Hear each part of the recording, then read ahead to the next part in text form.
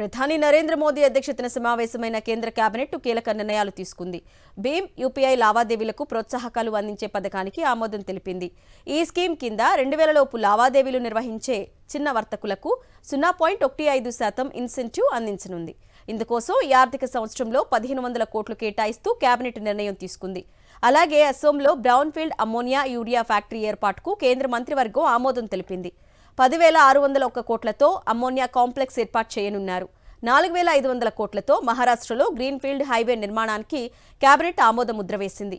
మరోవైపు 2,790 కోట్లతో దేశంలో పాడి పరిశ్రమ అభివృద్ధికి పచ్చజెండా ఊపింది కేంద్ర కేబినెట్.